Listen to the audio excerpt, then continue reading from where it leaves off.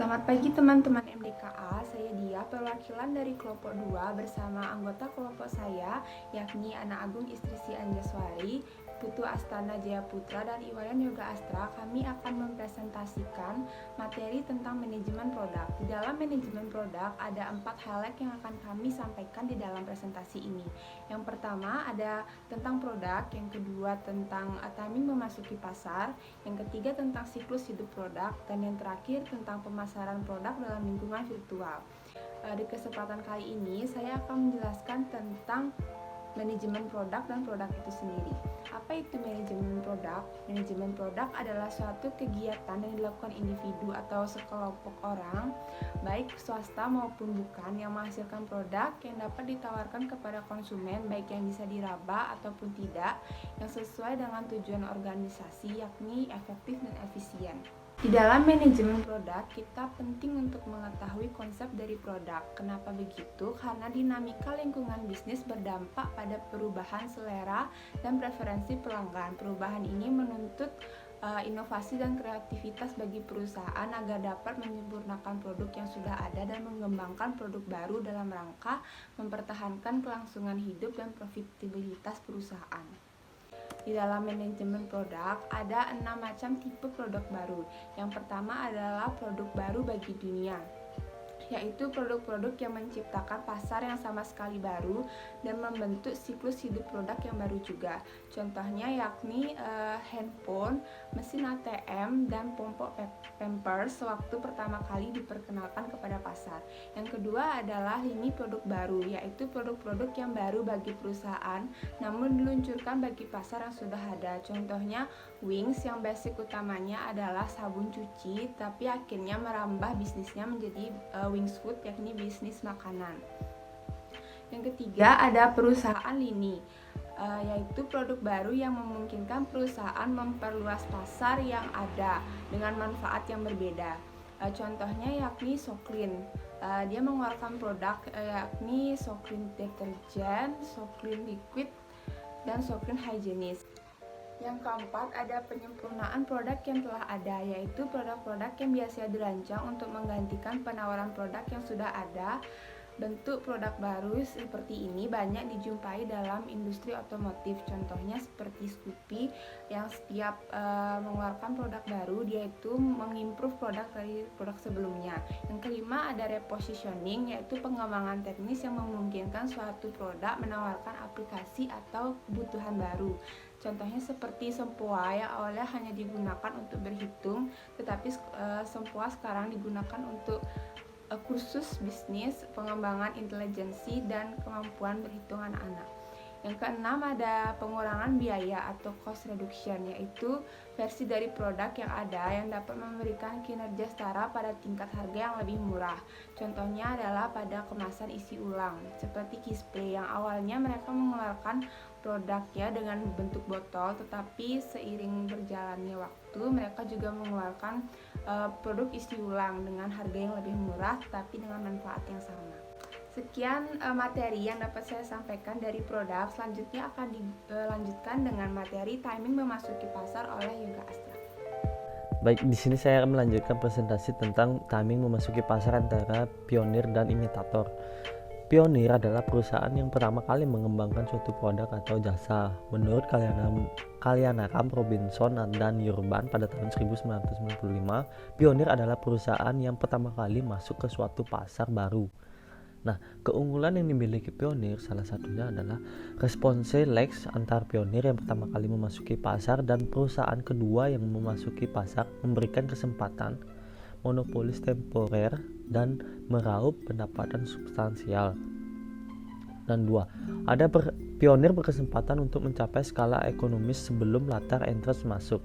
Ini dikarenakan pionir cenderung memiliki pasar yang dilayani lebih luas dibandingkan para pesaingnya. Ketiga, ada pionir berpeluang membangun loyalitas merek dan switching cost, atau baik ekonomis maupun psikologis, terlebih dahulu sehingga setiap pendatang baru harus bekerja keras guna meyakinkan pelanggan agar bersedia beralih ke produknya. Nah, yang keempat ada pionir berpeluang mendapatkan citra dan reputasi positif atas daya inovasi dan keprogresifannya dalam membuka pasar. Yang kelima ada terciptanya hambatan masuk bagi letter entrance bila pionir mendapatkan hak paten. Keenam, pionir berkesempatan mendominasi jaringan distribusi dan periklanan sehingga hanya akan tersedia tempat terbatas bagi para pendatang berikutnya. 7. Pionir bisa menciptakan standar produk, standar industri, dan basis pelanggan yang berguna untuk mendukung penyempurnaannya produk selanjutnya. 8. Pionir berpeluang untuk mempercepat proses belanjanya dalam hal produksi dan teknologi dibandingkan para pesaingnya. 9. Pionir dapat mendominasi berbagai aset langka seperti sumber daya alam, lokasi, dan rak pajang di gerai retail.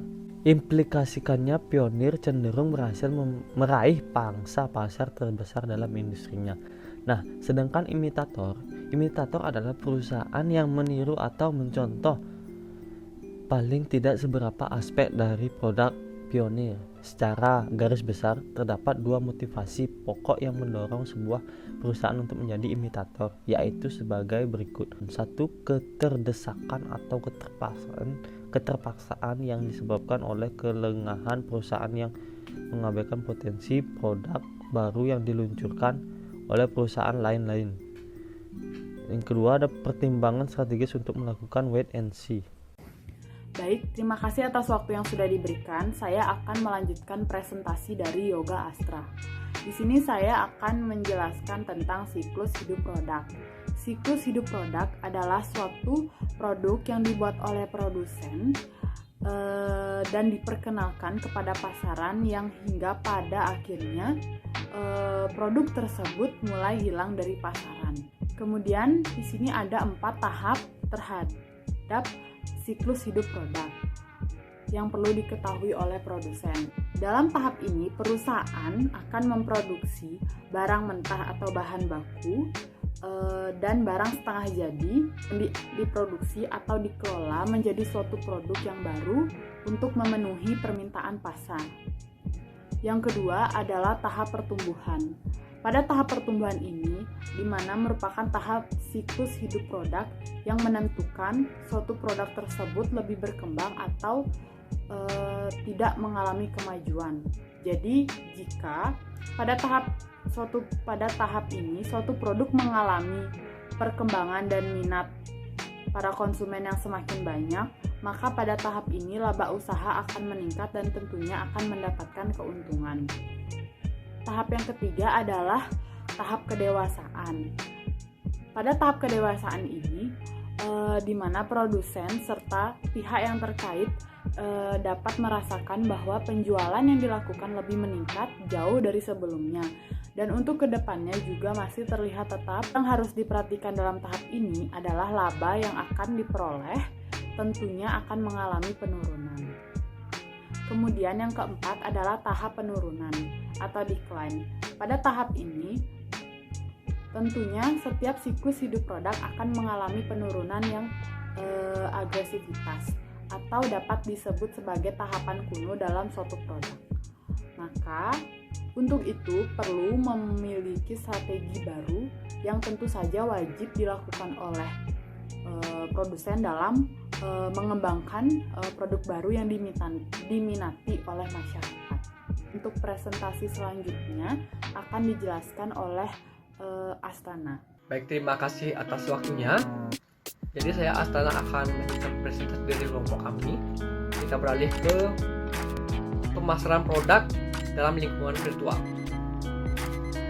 Produk-produk yang dipasarkan dalam lingkungan virtual bisa dikelompokkan menjadi 3 macam, yaitu physical product, transition related product, dan virtual product.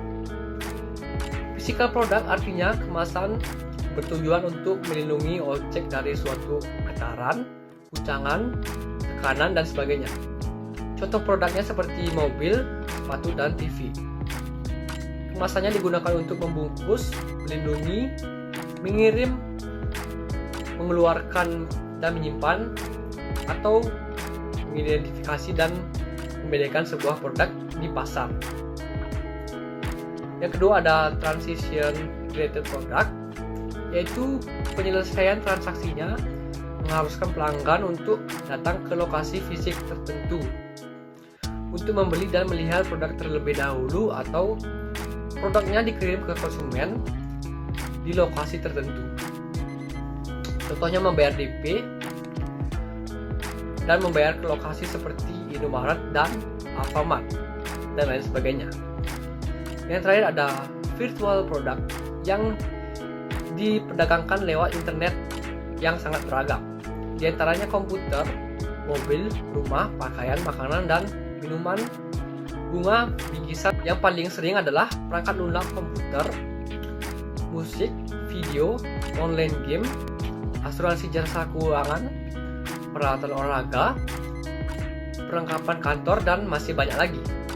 Baik, demikian poin-poin yang bisa kami sampaikan. Dapat kami tarik kesimpulan bahwa manajemen produk adalah suatu kegiatan yang dilakukan individu atau sekelompok orang, baik swasta maupun bukan, yang menghasilkan produk yang dapat ditawarkan kepada konsumen, baik yang bisa diraba maupun tidak, yang sesuai dengan tujuan organisasi yang efektif dan efisien. Dalam pengembangan produk, produsen perlu memperhatikan siklus hidup produk dan harus memperhatikan pengembangan produknya dalam promosi virtual. Baik, terima kasih sudah menonton sampai detik ini. Mohon maaf bila ada kata yang kurang berkenan atau ada salah kata. Sampai jumpa di lain kesempatan. Terima kasih.